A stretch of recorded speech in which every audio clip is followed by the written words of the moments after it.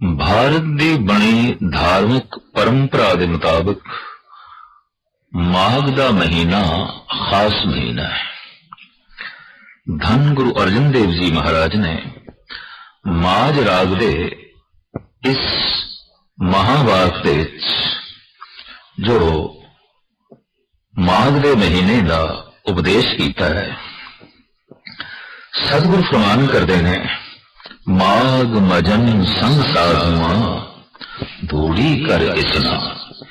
इस महीने विच इशनान की अत महत्ता बनी गई है। प्रयाग इशनान, माघ इशनान, प्रयागराज दे जाके माघ दा माघी दा इशनान बहुत वड्डा पुण्य मनदे ने। बाकी तीर्थां ते भी माघ दा इशनान। इसके नाल अनेकां पुण्य फल जोड़े हुए ने, अनेकां संसारिक उपलब्धियां ते अनेकां ही रूहानी उपलब्धियां जोड़ियां हुई ने। इशनान करन ते गुरमत भी प्रेरदी है। और माघ के महीने कैसा इशनान करना है, इतनी गल स्पष्ट है कि तन ते मन ये साडे कुल दो रूप ने। तन अस्थूल है, मन सूक्ष्म है। तन दिखाई दे रहा है, मन अदृश्य है। तो पानी दिखाई दे रहा है, जो तन दिखाई दे रहा है, ये पानी इस दिसदे हुए तन की मैल नूं दूर कर सकता है, साफ कर सकता है। पर मन अदृश्य है, मन तक पानी की पहुंच ही नहीं है। पानी दृश्यमान है, मन अदृश्य है। दृश्य ते अदृश्य का संगम नहीं है, जोड़ नहीं है। तो वो जो अदृश्य मन है वो तो किसी होर ढंग नाल पावन होवेगा, पवित्र होवेगा। तो इशनान कैसा करना है इस महीने विच? महाराज कहते हैं, माघ मजन संग साधुआ धूड़ी कर इशनान। प्रथम ते साधुओं की संगत कर, उन्होंने संगत विच बैठ। संग का भी लाभ है। एक जुड़ी हुई आत्मा को बैठते मन जुड़ता है। एक साधना करने वाले को बैठिए, मन साधना की तरफ चल पैंदा है। एक रब्बी प्यार दे गीत अलापन वाले को बैठिए तो बैठने वाले दी रसना चल पैंदी है और वह भी प्रभु दे गीत गाण लग पैंदी है। तो साहब कहते प्रथम ते इस महीने विच तू साधुओं की संगत कर, ते फिर साधुओं की ही धूड़ी का इशनान कर। अपने मस्तक ते ला, अपने बदन ते ला। क्यों? साधक पुरुष जिसकी साधना सफल हो गई, साधु हो गया, वो जिथे चरण रखेगा जमीन पावन होगी, धूड़ पवित्र होगी और वो धूड़ अक्सीर बनेगी। ईरान का सूफी संत शेख सादी कहता है, सुरमा कुन तो खाक औलिया ताबा बीनी इब्तिदाता इंतहा। जे तुम आद तो लेके अंत तक सारी सच्चाई देखना चाहना है तो जो औलिया ने, जो अल्लाह नाल जुड़े हुए ने, उन्होंने कदमां दी खाक नूं अपने मस्तक ते ला और इस तरीके नाल तो पावन होवेगा।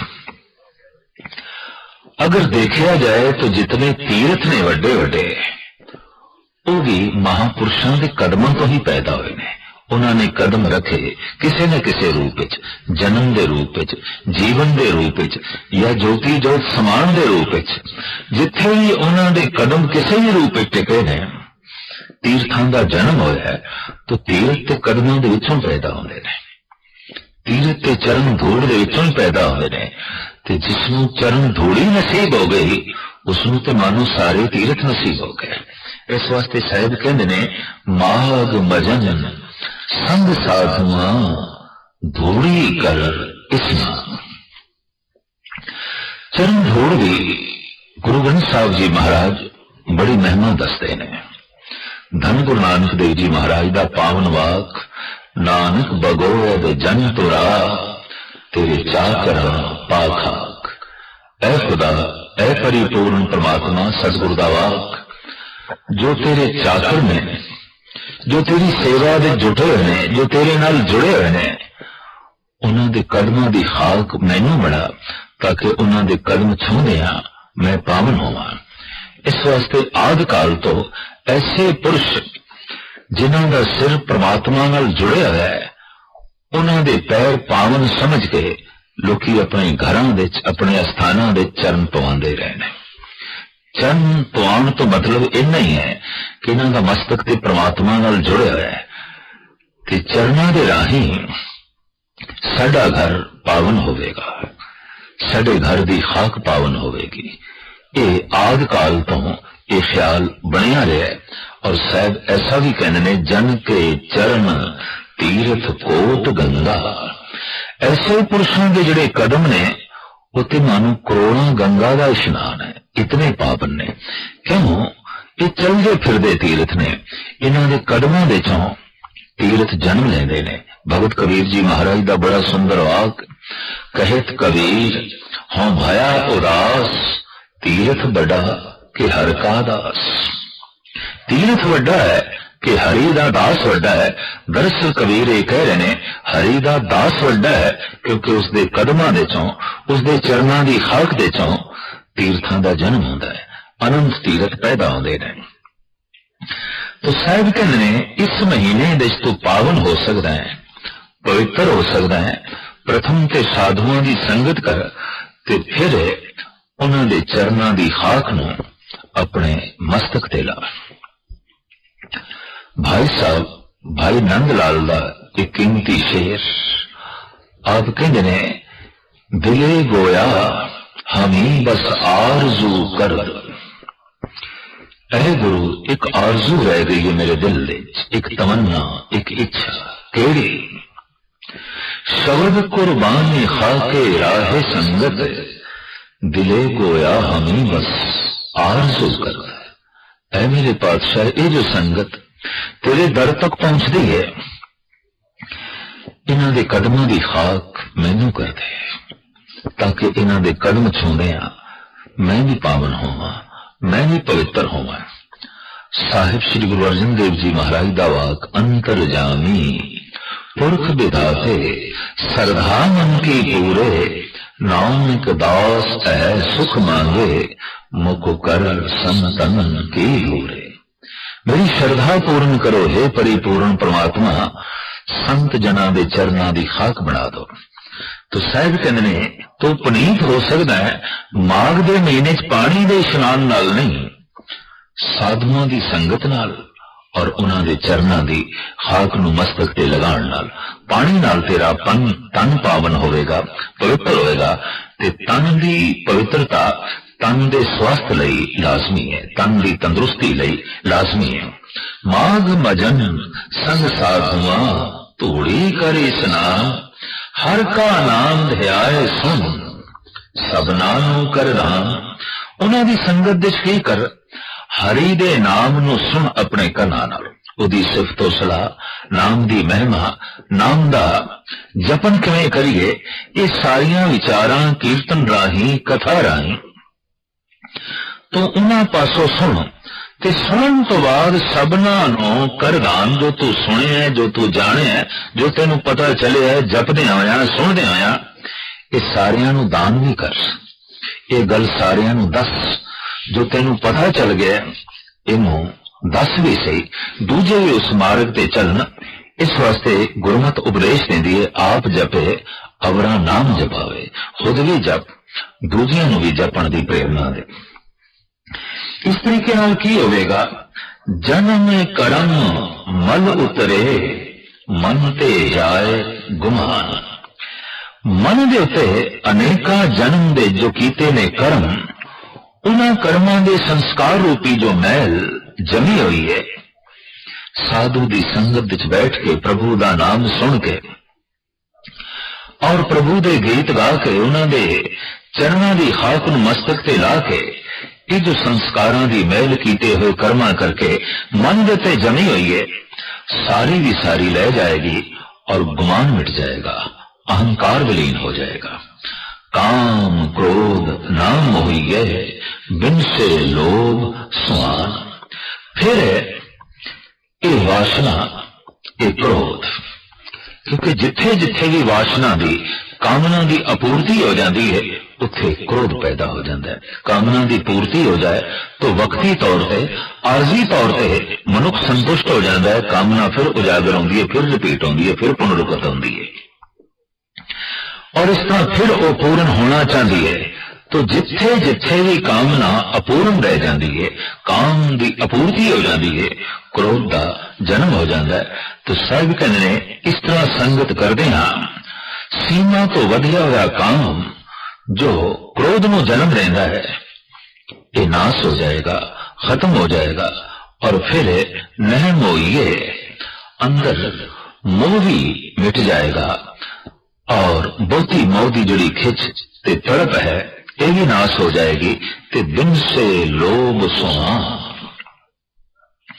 ये जो लोभ कुत्ता है ये भी मर जाएगा।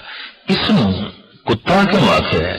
दरअसल कुत्ते की फितरत द्वारे द्वारे, एक द्वार ते दूजे द्वार ते तीजे द्वार ते, द्वारे द्वार समान ज्यों दौलत, नहीं सुध राम भजन की। इस तरह लोभी की भटकना होती है, कभी एक पासे कभी दूजे पासे, कभी एक दी खुशामद कभी दूजे दी। इस तरह दर दर की भटकन लोभ करके जो है बनी रहती है। इस वास्ते इसनू स्वान नाल, कुत्ते नाल तस्वीर दी है। साहब साफ भी कहते ने एक पंक्ति विच, जिन को कर हर काया धावे गए दिस जाए, लोभी जंत न जाने पख अबक सब खाए। लोभी ते ऐसा है जैसे हल्का होया कुत्ता, और बक अबक सब जो है खा जाएगा। सच्चे मार्ग चल रहा उस्तत करे रहा।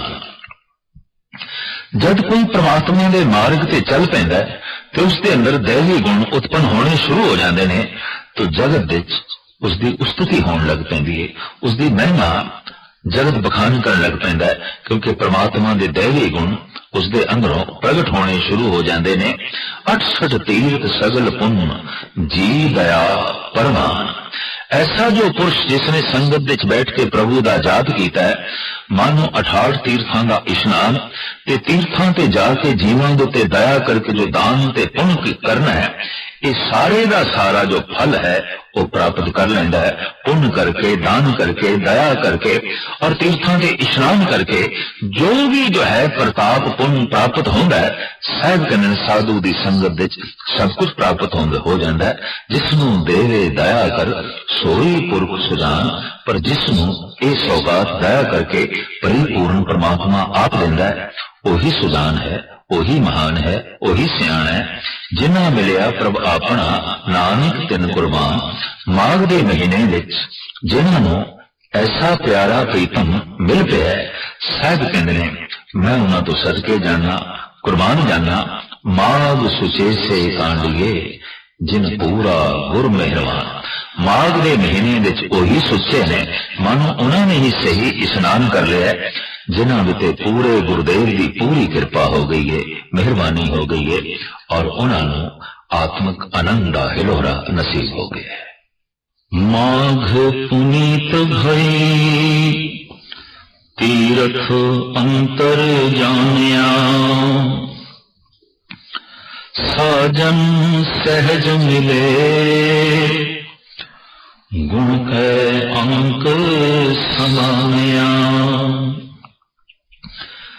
प्रीतम गुण अंके सुन प्रभ बंके, तुद भावा सरनावा। गंग जमन तह बैणी संगम, सात समुंदे समान। पुण्यदान पूजा परमेश्वर, जुग जुग को जाता। नामिक माघ महारस हर जप, 68 तीरथ नाता। तुखारी राग दे 12 माह दे राही माघ दे महीने दा धन गुरु नानक देव जी महाराज दा उपदेश संदेश। माघ पुनीत भई तीरथ अंतर जाने। माघ दा महीना साडे लई अत्यंत पुनीत साबित होया। किस तरह? किसी तीरथ ते इशनान कीता, किसी विशेष तीरथ ते जाना नसीब होया। साहिब कहन हां तीरथ अंतर जाने, अंतरीव तीरथ दी समझ पै गई और उत्थे इशनान कीता। ये अंतरीव तीरथ की है, इसका गुरु ग्रंथ साहिब जी महाराज दे बड़ा जिक्र है। भगत बैणी जी कहते ने इड़ा पिंगला सुख मना तीन बसे एक ठाए, बैणी ते संगम प्रयाग मन मज्जन करे तिथाए। इड़ा सज्जी सुर पिंगला, खब्बी सुर नासका दी, ये दो नाड़ियां दो सुराखा। तीसरी सुखमना जो सिर दे उपरों आउंदी है और इन्हां तिन्हां दा मस्तक दे त्रिकटु जिसनों कहंदे ने तिन्हां दा ये संगम है। अपने मस्तक दे ध्यान जोड़ के प्रभु दा चिंतन कीता है, प्रभु दे नाम दा अलाप कीता है, जाप कीता है। मन ऐसा लीन होया है मानो घर बैठे ही त्रिवेणी दा इशनान हो गया है, प्रयागराज दा इशनान हो गया। इसी तरीके नाल अंतरीव तीरथ दा जपजी साहब दी एक पंक्ति दे राहीं गुरु नानक देव जी महाराज इन जिक्र करते ने, गाविए सुनिए मन रखिए भाव। और फिर दूसरी पंक्ति, सुनिए मनिए मन कीता भाव, अंतरगत तीरथ मन लाओ। ये अंतरीव तीरथ है, परमात्मा दे नाम नूं सुनना, मनना, सुनिए मनिए मन कीता भाव ते मन दे भावनावां नूं उजागर करना, शरदा नूं उजागर करना और शरदा विच लीन होके सुनना, मनना ते फिर गायन करना। बस यही अंतरीव तीर्थ है। इस दे ही मन पावन हो जाता है। जन्मां जन्मांतरां दे पापां दी महल इस तीरथ ते इशनान करके धुल जाती है। तो साहिब इत्थे फरमान पे करते ने, माघ पुनीत भई तीरथ अंतर जानिया। माघ दा महीना साडे लई पुनीत हो गया, पावन हो गया, क्योंकि अंतरीव तीरथ दी समझ पै गई। जब मन अंतर है तो फिर तीर्थ भी अंतर ही चाहिए है। कबीर ने उसका जिक्र इंज किया है, गंग जमन के अंतरे सहज सुन के घाट, तहां कबीरे मठ किया खोजत मुनि जन बाट। गंग जमन के अंतरे, जो परमात्मा का नाम मैं गायन कर रहा, ये गंगा है। जो इसमें मैं सुन रहा, इस दिश ध्यान जोड़ रहा, ये जमुना है। और इस संगम देते एक घाट है सहज दा, और इत्थे एक होर घाट है सुन दा, अफुर अवस्था दा। इस देश में इशनान कर रहे हैं। गंग जमन के अंतरे सहज सुन के घाट, ताहां कबीरे मठ किया खोजत मुनिजन बाट। आद काल तो मुनिजन ऋषि लोग संत जन इसी तीरथ नूं लभदे फिरदे ने। कबीर कहने मैं इस तीरथ तक पहुंच गया, मैं इस तीरथ ते इशनान करके पावन हो गया। तो साहिब कहने माघ दा महीना पुनीत हो गया है, अंतरीव तीरथ दी समझ पै गई है। और अंतरीव तीरथ दे इशनान ने जन्मां जन्मांतरां दे पापां दी मैल नूं धो दिता है। साजन सहज मिले गुण कह अंक समाने। जैसे अंतरीव तीरथ ते इशनान कीता, पावन होए, सहज अवस्था अंदरों उत्पन्न हुई। सहज का मतलब स्वयं तो जन्मिया, जो अपने आप तो पैदा होया। इस तरह सहज अवस्था की प्राप्ति हो गई।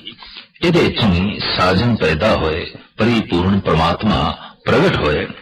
और उसने कंठ ला लिया। वो अंगां दे नाल आके समाए, जोड़ जुड़ गया साडा परिपूर्ण परमात्मा दे नाल। प्रीतम गुण अंके सुप्रभ बंके तुद भावा सरनावा। हुण साहिब इंज उपदेश करते ने, जग्यासू समझाते ने, तू इंज जोदड़ी भी कर ते इस भाव नूं भी समझ।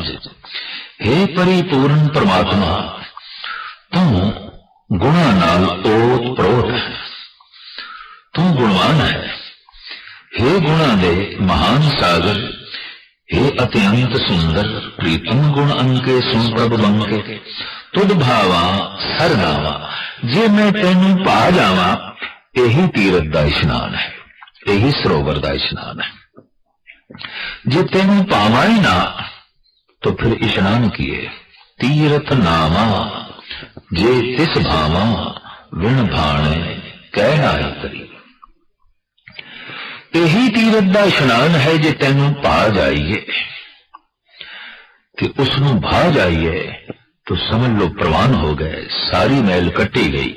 फिर साहिब श्री गुरु नानक देव जी महाराज दा एक होर सुंदर वाक आप कहते ने, तीरथ नामन जाओ, तीरथ नाम है, तीरथ शब्द विचार अंतर ज्ञान है, गुर ज्ञान साचा थान तीरथ, दस पूर्व सदा दसाहरा, और नाम हर का सदा जाचो, देहो प्रभ धरणी धरा।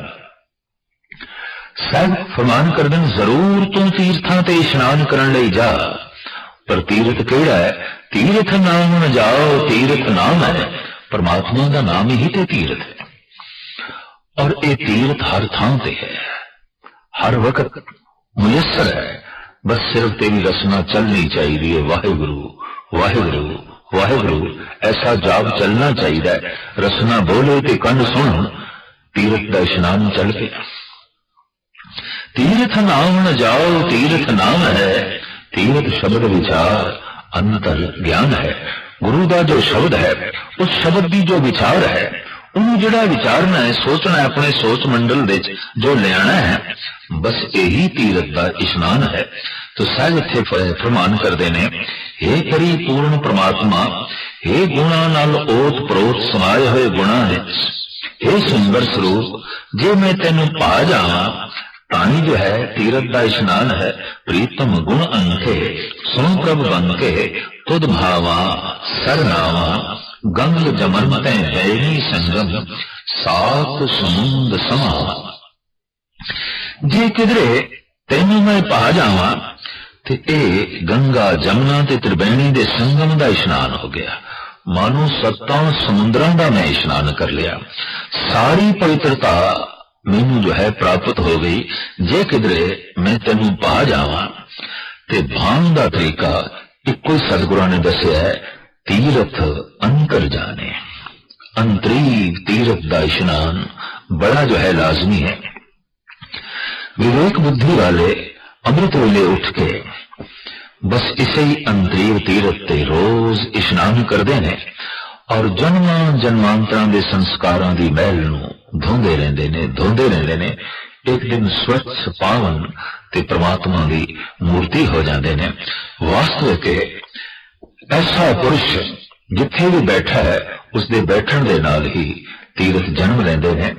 भगत पीपा जी का एक बड़ा सुंदर वाक, कायो देवा कायो देवल कायो जंगम जाति, कायो धूप दीप नहीं बेदा, कायो पूजो पाती। आप कहते ने काया ही मंदिर बन गई है, काया ही तीर्थ बन गई है। और काया दे चों ही मैं नवनिध नाम की प्राप्ति कर ली है। काया बहुखंड खोजते नवनिध पाई, नाम कछ आएगो नाम कछ जाएगो, राम की दुहाई। ये महान सौगात इस काया दे अंदरों जो है मैं प्राप्त कर ली। उस अंतरीव तीर्थ नूं जान के इतनी वड्डी बरकत प्राप्त हो गई। भाई साहब भाई गुरदास जी की एक बड़ी कीमती पौड़ी है। आपदा फरमान, चरणों दुख होए सुरसरी, तज बैकुंठ जगत विच आई। ऐसा इतिहास है। कि गंगा ये ब्रह्मे दे करमंडल दा जल है, शंकर दे मस्तक दा जल है, विष्णु दे चरना दा जल है। अपने करमंडल चो कढ़ के ये जल विष्णु दे चरना ते डोलिया ब्रह्मे ने, फिर ये शंकर ने अपने मस्तक दे सहारिया ते इस तरह ये संसार विच आई। चरणों दुख होए सुरसरी तज बैकुंठ जगत विच आई, 900 नदी 99 68 तीरथ अंग समाई। इस पृथ्वी दे ते जो 999 नदियां 12 मास दरिया वगण वाले ने, भाई साहब कहन गंगा इन्हां दे चों सिरमौर है, महान है। क्यों कि 68 तीरथ इस दे ही कंडे ते बने हुए ने, तेहि लोक ही प्रवान है। महादेव ले शीस चढ़ाई, फिर शंकर ने इसनों अपने मस्तक दे स्थान दिती है। भाई साहब अखीर दे कहंदे सन गंगा बैकुंठ लख लख बैकुंठ नाथ लिवलाई, साधु धूर न पुजनी साध संगत सतगुर शरनाई। लखां ही ब्रह्मे दे करमंडल दा जल होवे, लखां ही विष्णु दे चरनां दा जल होवे, ते लखां ही शंकर दे मस्तक दा जो है जल होवे।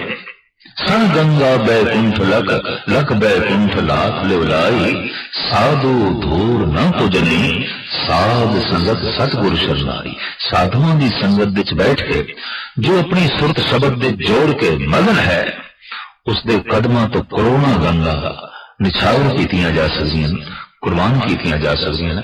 उसके चरनां दी खाक इतनी पावन है, इतनी महान है। तो अंतरील तीरथ का ही जिक्र गुरु अर्जन देव जी करते हैं, और अंतरील तीरथ का ही जिक्र धन गुरु नानक देव जी महाराज करते हैं।